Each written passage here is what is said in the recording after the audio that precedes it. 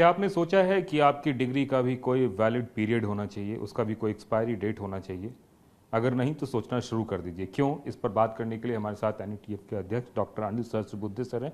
Sir, एक बात बताएं कि क्यों इस दिशा में सोचा जा रहा है कि एक सर्टिफिकेट का भी कोई एक्सपायरी डेट होना चाहिए?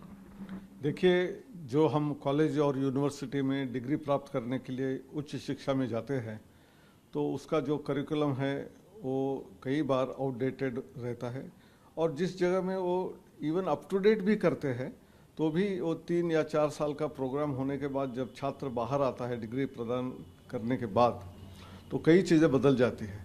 तो ऐसे समय में हमारी जो इंडस्ट्री है वो बार बार कहती है कि हमारे स्टूडेंट जो ग्रेजुएट होकर आ रहे हैं वो एम्प्लॉयबल नहीं है, क्योंकि उनको आज के दिन की जो ज़रूरतें हैं उसको परिचय ही नहीं है। तो ऐसे समय पे यदि वो डिग्री पाकर और अपडेटेड करिकुलम के साथ भी जाता है तो उसका रेलेवेंस हो सकता है 4-5 साल रहेगा। तो उसके बाद बहुत सारा बदल और होते रहेगा, फिर उस डिग्री का क्या महत्व है। तो इसलिए इंडस्ट्री में आजकल हमेशा एक 2-3 भाषा का प्रयोग हो रहा है, वो है रीस्किलिंग, अपस्किलिंग और स्किलिंग। इसके वजह से जो छात्र डिग्री लेके बाहर जा रहा है उसको यदि 5-6 साल के बाद जो रेलेवेंट नया विषय आ रहे हैं उसको ज्ञान लेते हुए कांस्टेंट लाइफ लॉन्ग लर्निंग नहीं करेगा तो उसके डिग्री का ज़्यादा महत्व नहीं रहेगा। तो ऐसा ऑफिशियली तो यूनिवर्सिटी ने जो डिग्री दी है वो तो लाइफ लॉन्ग रहेगी, लेकिन यदि उसमें बदलाव नहीं हो रहा है, आप नया सीख नहीं रहे हो, तो उपलब्धि नहीं कर रहे हो, तो आपकी वैल्यू कम होगी। तो बेसिकली ये जो बात आप कह रहे हैं ये एक तरह से टेक्निकल एजुकेशन को ध्यान में रखते हुए कह रहे हैं, क्योंकि टेक्निकल एजुकेशन में कई सारी चीज़ें समय के हिसाब से बदलती रहती है। टेक्निकल एजुकेशन में तो बहुत बदलती रहती है, लेकिन ऐसा नहीं है कि सिर्फ टेक्निकल एजुकेशन में बदल रही है। समाज में अनेक परिवर्तन आ रहे हैं, तो फिर साइकोलॉजी का विषय हो, सोशियोलॉजी का हो या इकोनॉमिक्स का भी हो। जैसे हमारे देश का इकोनॉमी जो 10th लार्जेस्ट इकोनॉमी से 5th हुई, 5th से 3rd होने वाली है, 3rd से और थोड़े सालों में हम 1st लार्जेस्ट इकोनॉमी भी होंगे। तो ये सारे विषय यदि हम समझकर हमारे देश के लिए प्रणाली में नहीं लाते हैं तो आपकी उपलब्धता का क्या उपयोग है। तो इसलिए ये सिर्फ इंजीनियरिंग में नहीं, वहाँ शायद ज़्यादा होगा, लेकिन उसके अलावा मेडिकल हो, आर्किटेक्चर हो, फार्मेसी हो, ये प्रोफेशनल एजुकेशन में ज़्यादा फास्ट ट्रैक में बदल हो रहे हैं।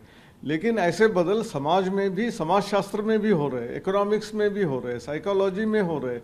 तो सभी जगह में जो बदल हो रहे हैं, और सबसे महत्वपूर्ण बात जो है, आज सारे ज्ञान की जो प्रणाली है वो सिर्फ कॉलेज और यूनिवर्सिटी से नहीं मिलती है, ऑनलाइन एजुकेशन के माध्यम से मिलती है, और एआई, चैट जीपीटी जैसे माध्यम से भी बहुत सारी इंफॉर्मेशन मिलती है।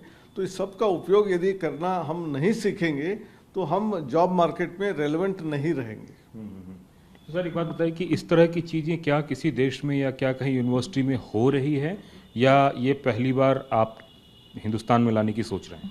हम अभी लाने की नहीं सोच रहे, लेकिन ऐसा विचार तो दिमाग में आ रहा है। इसका कारण यही है कि बाकी देशों में भी बड़ी बड़ी कंपनियां जो है वो आजकल डिग्री देखकर जॉब नहीं दे रही है, वो छात्रों की कॉम्पिटेंसी देख रही है, स्किल्स को देख रही है। यानी आपको सॉफ्टवेयर डेवलपमेंट करने के लिए प्रोग्रामिंग लैंग्वेज, 1-2 लैंग्वेज की एक्सपर्टीज यदि है तो हमको बीटेक कंप्यूटर साइंस नहीं चाहिए, हम आपको फिर भी जॉब में ले लेंगे। ऐसी प्रवृत्ति अलग अलग बड़े बड़ी कंपनियां जैसे एप्पल हो, माइक्रोसॉफ्ट हो, ये जब कर रहे हैं तो डिग्री का महत्व ही थोड़ा कम हो रहा है। ऐसे जगह में जब डिग्री भी पाते हैं तो उसके साथ में यदि स्किल्स नहीं रहेगा तो उसको कॉम्प्लीमेंट्री नहीं रहेगा तो वो उपयोग नहीं रहेगा। तो अभी दुनिया के ऐसे किसी देश में फिलहाल देखने को नहीं मिला है, लेकिन कंपनियां ये प्रेफर कर रही है। कंपनियां आजकल प्रेफर कर रही है कि आपको लेटेस्ट नॉलेज है या नहीं, वो देखने के लिए उनके खुद के सर्टिफिकेशन स्टार्ट कर रहे हैं। जैसे माइक्रोसॉफ्ट अपना सर्टिफिकेशन करता है, गूगल सर्टिफिकेशन करता है, और शायद वो सर्टिफिकेशन भी आज वैलिड है। हो सकता है 8-10 साल के बाद माइक्रोसॉफ्ट में भी नई काफ़ी बदलाव जो होए, वो टेस्ट जब तक आप नहीं लोगे तो आपकी वैल्यू कम हो जाएगी। तो इनडायरेक्टली एक जगह में हम डिग्री का महत्व कम हो रहा है, दूसरे जगह में नया नया यदि सीखते नहीं रहोगे तो आपकी डिग्री की वैलिडिटी ख़त्म हो रही है। भले ऑफिशियली आप डिग्री की वैलिडिटी पीरियड अनाउंस करें न करें, वैसे उस डायरेक्शन में हम ऑलरेडी जा रहे हैं। तो आपके हिसाब से एक निश्चित तौर पर जो भी व्यक्ति की डिग्री है उसका एक तरीके से कह सकते हैं कि एक्सपायरी सर्टिफिकेट होना चाहिए ताकि उसको रिवैलिडेट किया जा सके। हाँ, रिवैलिडेट करना चाहिए हर 10 साल के बाद, कम से कम नया नया कुछ चीज़ जो आया हुआ है उसके बारे में हम सर्टिफिकेट लेंगे। और एक बहुत बड़ी खुशी की बात है सरकार की तरफ से, जो हर छात्र को एक परमानेंट स्टूडेंट आईडी अपार नाम से दी गई है, automated permanent academic account registry. और यहाँ सारे क्रेडिट्स अर्न जो है अपने ऑफिशियल जो यूनिवर्सिटी के करिकुलम के हो, formal, informal, even games, sports, ये सब डिपॉजिट करने की व्यवस्था है। वैसे ही नए नए चीज़ सीखने के बाद जो सर्टिफिकेट पाते हैं उसको भी रखने की वहाँ संभावनाएं हैं। और ये यदि रहेगा तो मेरे ख्याल से जॉब मार्केट में जब आप जाओगे तो आपके डिग्री के अलावा ये सब चीज़ें है कि नहीं देखा जाएगा। तो अपार में भी इस तरह की सुविधा बनाई जा रही है कि आपके एडिशनल स्किल्स अगर कोई रिवैल्यूएट हुआ है तो उसकी भी जानकारी उसमें हो, ताकि आने वाले दिनों में जॉब मार्केट में आपके लिए सहूलियत मिले। हमें हमेशा सहूलियत मिलती रहेगी और आपको कोई सर्टिफिकेट डिपॉजिट करना नहीं पड़ेगा। फिजिकल सर्टिफिकेट में जो हम कहते हैं कि सर्टिफाइड कॉपी भेजना है, ये सब की ज़रूरत नहीं है। आपका अपार आईडी शेयर करने से आपका सारा क्रेडेंशियल, आपने एजुकेशन में क्या क्या किया है, क्या क्या नया सीखा है, वो सारी चीज़ें कंटिन्यूसली लोगों के सामने पेश करते रहेंगे। अभी ये एडवाइजेबल तौर पे आप लोग करने की सोच रहे हैं या इसको मैंडेटरी करने की भी योजना है? नहीं नहीं, ये तो रेगुलेटरी बॉडी को सोचना चाहिए। हम तो रेगुलेटरी बॉडी नहीं है, हम तो टेक्नोलॉजी प्लेटफॉर्म के जरिए लोगों को सुविधा कैसे निर्माण किया जा सकता है उसके बारे में सोच है। तो हमने जैसे कहा कि सारे क्रेडिट जो आप सीख रहे हैं, इवन खेल कूद में, म्यूज़िक में, डांस में, या सोशल वर्क कोई कर रहा है तो उसको भी क्रेडिट के रूप में, स्टूडेंट कंपटीशन होते हैं उसको भी यदि आप कोई ग्रेड पा रहे हैं या अवार्ड पा रहे हैं तो उसको वहाँ डिपॉजिट करने की व्यवस्था है। इस देश में जो एग्जामिनेशन सिस्टम है, परीक्षा पद्धति में कई सारी परेशानियां हैं। आपको नहीं लगता है कि इस तरह से रीवैलिडेट करने से और ज़्यादा सिस्टम पे एक नया लोड होगा, क्योंकि इतनी बड़ी जनसंख्या, रीवैलिडेशन, ये सब कुछ? नहीं, इसमें लोड नहीं होगा, उल्टा वो आसान हो जाएगा। क्योंकि आज पूरा का पूरा फोकस जो है वो परीक्षा के ऊपर है, लेकिन यहाँ स्किल के ऊपर जब होगा तो आप जो जो स्किल प्राप्त करते जाएंगे वो वहाँ डिपॉजिट होते रहेंगे, और पिछले स्किल भी रहेंगे, नए स्किल जो प्राप्त कर रहे हैं वो भी रहेंगे।